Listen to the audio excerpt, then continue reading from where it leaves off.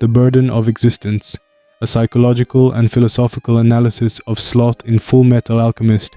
The paradox of passive sin. Within Fullmetal Alchemist, the homunculi are not merely antagonists, they are embodiments of fragmented human truths. Each represents a sin not as moral failure alone, but as an existential condition. Among them, Sloth stands apart in a way that is both subtle and profound. While others burn with desire, greed accumulates, wrath destroys, envy compares, sloth resists motion itself.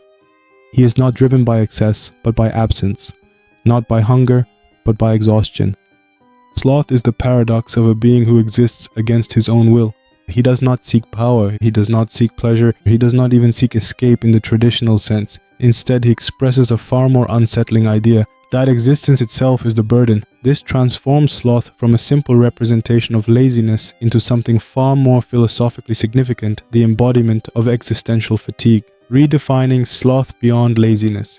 In traditional theology, sloth is often misunderstood as mere laziness. However, its original meaning, acedia, refers to a deeper spiritual condition. Apathy toward existence, indifference toward meaning. A collapse of will. Sloth in Fullmetal Alchemist aligns far more closely with this ancient interpretation. He is not lazy because he avoids effort. He avoids effort because effort itself is unbearable. This distinction is crucial. Physical versus existential sloth. Type description, sloth's alignment. Physical laziness, avoiding work due to comfort, partial. Psychological apathy, lack of motivation or emotion. Strong, existential exhaustion, being tired of existence itself. Core. Sloth operates on the deepest level. His repeated phrase, "what a pain," is not comedic relief, it is a philosophical statement. The body as a prison. Unlike the other homunculi, Sloth's physical form is grotesquely mismatched to his internal state.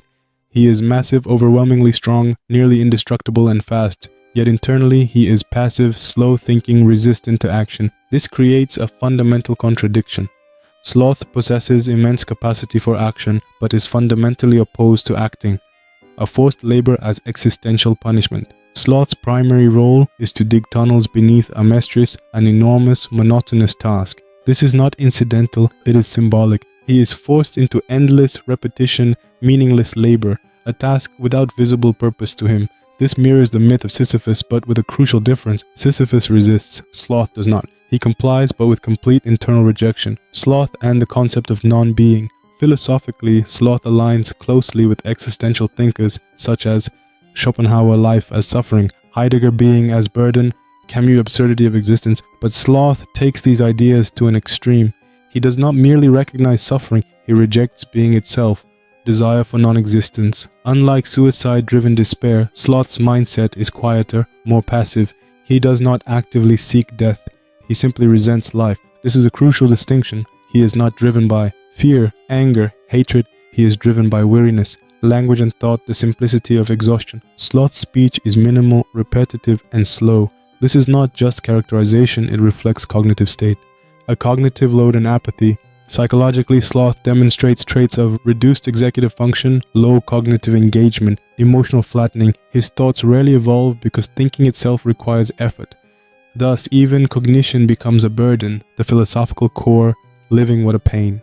At the moment of his death, Sloth delivers one of the most profound lines in the series, living what a pain, but dying is also a pain. This statement encapsulates his entire existence. The dual burden. Sloth identifies a fundamental paradox. Living is exhausting, dying is also exhausting, and therefore there is no escape from effort, not even in death. This is a deeply existential realization. It aligns with the idea that existence cannot be escaped. Even non-existence requires transition. Sloth is trapped in a closed loop of burden. Sloth versus other homunculi, a structural contrast. To understand Sloth fully, we must compare him with the others. Homunculus driving force direction, greed acquisition outward, wrath destruction outward, envy comparison outward, lust desire outward, pride superiority outward, gluttony consumption outward, sloth avoidance of existence inward, collapse. Sloth is the only one whose energy does not expand but collapses inward. He represents entropy of the soul, the tragedy of sloth. Unlike the others, Sloth does not revel in his sin, he suffers from it. This makes him uniquely tragic. He is not malicious, not ambitious, not even particularly aware. He simply endures existence. Sloth as a reflection of human experience. Sloth resonates deeply because he reflects a real psychological condition. Burnout, depression like apathy, existential fatigue. Many people do not feel driven by passion or hatred, but by exhaustion. Sloth gives form to that feeling, the quietest form of despair. Sloth is not the loudest villain.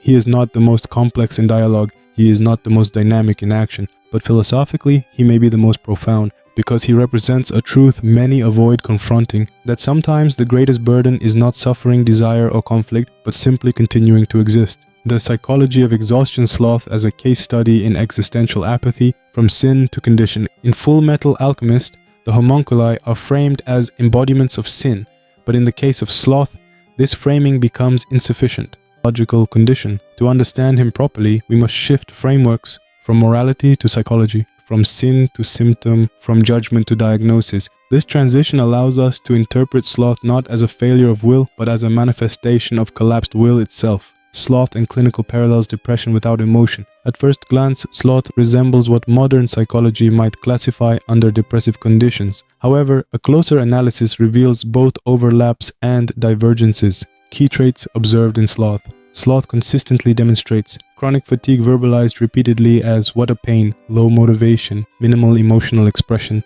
cognitive slowness, lack of initiative. These traits align with depressive symptom clusters, yet something crucial is missing: the absence of emotional suffering. Most depressive states include sadness, hopelessness, guilt. Sloth exhibits none of these. He is not sad, he is not despairing, he is not even particularly aware of his condition. Instead, he embodies something more neutral and arguably more disturbing, a state of pure apathy without emotional turbulence. This aligns more closely with anhedonia taken to its extreme, where not only pleasure but also distress is flattened, the collapse of agency. One of the defining features of Sloth is his lack of agency. Agency requires desire, intention, and action. Sloth lacks the first, and therefore the rest collapse automatically. Action without will. Interestingly, Sloth does act. He digs tunnels, he fights when commanded, he follows orders, but these actions are not self-generated. They are externalized, imposed, mechanistic. This creates a profound philosophical question. Can an individual be said to act if they possess no internal drive? Sloth suggests the answer may be no. Sloth as an instrument, the death of autonomy. Among the homunculi, Sloth is the most instrumentalized, while others express individuality. Greed rebels, wrath strategizes, envy manipulates. Sloth simply functions. He is closer to a tool than a character. The irony of strength without freedom. Sloth possesses immense physical power, yet he does not choose how to use it. He does not care about outcomes, he does not resist control. This inversion highlights a central theme. Freedom is not determined by strength but by will. Sloth has the former but lacks the latter entirely. Time perception and endless labor. Sloth's repeated complaint, what a pain, also reflects his relationship with time. Time as burden. For Sloth, time is not a progression, an opportunity, a narrative. It is a weight. Each moment is experienced as repetition, continuation, extension of effort. This aligns with psychological states where time feels slowed, heavy, endless. The tunnel as temporal symbol. The tunnels Sloth digs are not just physical constructs, they represent endless duration, lack of visible progress, meaningless repetition. In this sense, Sloth is trapped not just in labor but in time itself, the absence of identity. Another striking aspect of Sloth is his lack of identity. He does not reflect on himself, express individuality, define personal goals. Identity requires differentiation. To form identity, one must desire something, oppose something, choose something. Sloth does none of these. Thus, he exists as a non-differentiated being. He is not someone in the traditional sense. He is a function. Sloth and the philosophy of nihilism. Sloth can be interpreted through the lens of nihilism, the belief that life lacks inherent meaning. He does not fight meaninglessness, he simply exists within it without resistance. The ethics of apathy. Sloth raises a difficult ethical question. Can someone be morally judged if they lack the capacity to care? Traditional morality assumes awareness, intention, choice. Sloth lacks meaningful intention and choice. Thus, is he evil or merely empty? This ambiguity makes him one of the most philosophically challenging characters in the series. Sloth's compliance with orders reveals another layer. He does not resist authority. He does not question purpose. He does not reinterpret commands. Apathy as the perfect control mechanism. From a structural perspective, Sloth is the ideal subordinate because he lacks ambition, won't rebel. He lacks emotion, won't resent. He lacks curiosity, won't question. This suggests a broader philosophical insight. Apathy is more controllable than passion. Where passion leads to unpredictability, apathy leads to obedience. The paradox of resistance. Why Sloth still complains. Despite his apathy, Sloth repeatedly verbalizes, "What a pain." This is significant. It indicates residual awareness, minimal resistance, a trace of internal experience. Complaint as the last form of selfhood. Even though Sloth lacks motivation, his complaints suggest a faint boundary between self and task, a minimal recognition of burden. In this sense, his phrase is not trivial, it is the last remnant of individuality. Death as release psychological interpretation. At his death, Sloth expresses relief, not joy, not fear, but something quieter, a reduction of burden, relief without triumph. Unlike other characters who experience redemption, realization, regret, Sloth experiences cessation. This is psychologically consistent with his condition. He does not learn or change. He simply stops. The ultimate paradox. Death is also a burden. However, Sloth's final statement complicates even this. Dying is also a pain. This suggests transition itself requires effort. Even escape is not effortless. No true exit. Philosophically, this implies there is no state free from burden. Existence and non-existence are both costly. Sloth is trapped in a universe where effort is unavoidable. Sloth as a mirror of modern burnout. In contemporary terms, Sloth reflects chronic burnout, emotional exhaustion, detachment from purpose. Unlike dramatic despair, burnout is quiet. Tasks feel heavy, motivation disappears, meaning fades. Sloth embodies this state in its most extreme form, the psychology of nothingness. Sloth is not defined by what he does, but by what he lacks. Desire, identity, agency, resistance. He is the embodiment of a mind that no longer generates reasons to act, and in that absence he reveals something deeply unsettling, that the greatest threat to human existence is not suffering, but the disappearance of the will to engage with existence at all. From psychology to ontology, thus far Sloth has been examined as a psychological and philosophical entity, an embodiment of apathy, exhaustion, and collapsed will. However, to fully understand his significance within Fullmetal Alchemist, we must move beyond internal analysis and examine his place within the structure of the narrative and the metaphysical system of the world. Sloth is not an isolated phenomenon. He is created, positioned, utilized. This shifts our inquiry from what he is to why he exists at all. The origin of Sloth, fragmentation of the self. All homunculi originate from Father, a being who has deliberately divided aspects of himself into separate entities. This act is not merely narrative, it is philosophical. Division as purification. Father's goal is to remove weakness, limitation, human imperfection. Each homunculus represents something he rejects. Sloth, therefore, is not accidental. He is the part of existence that even a godlike being finds intolerable. Why Sloth must exist? At first glance, Sloth appears unnecessary compared to the others. Greed serves accumulation. Wrath serves destruction.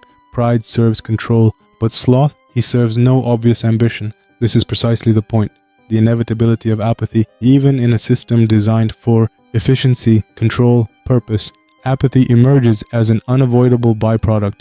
Sloth represents the entropy within intention itself. No system, no matter how perfectly designed, can eliminate the tendency toward inertia.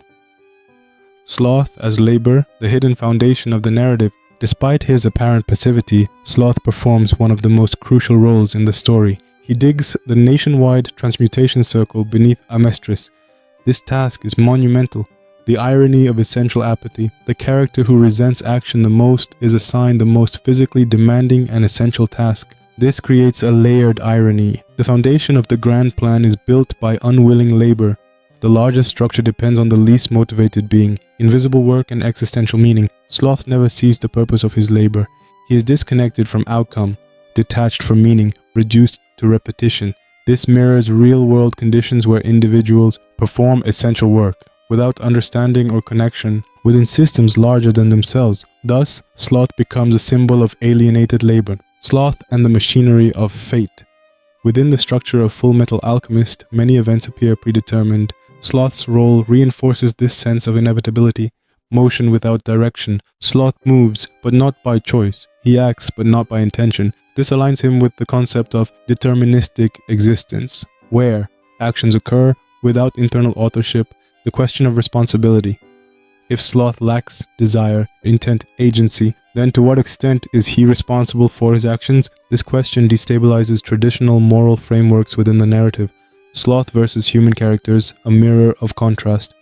To understand Sloth's narrative function, we must contrast him with human characters, particularly those defined by will and struggle. Consider characters like Edward Elric, Alex, Louis Armstrong. These individuals are characterized by determination, emotional intensity, persistent action despite suffering, the inversion of human resilience. Where humans struggle against hardship, Sloth does not resist, does not adapt, does not grow. He represents what humans could become if the will to struggle disappears entirely. The battle with Sloth more than physical conflict. When Sloth confronts human characters, the battle is not merely physical, it is symbolic, a strength versus will. Sloth possesses overwhelming physical power, yet he is defeated by coordination, determination, and persistence. This reinforces a central theme. Willpower can overcome raw strength. Exhaustion versus endurance. Sloth embodies exhaustion. His opponents embody endurance. The battle becomes a confrontation between giving up and continuing despite pain. Thanks for watching. If you enjoyed this deep dive, don't forget to like and subscribe.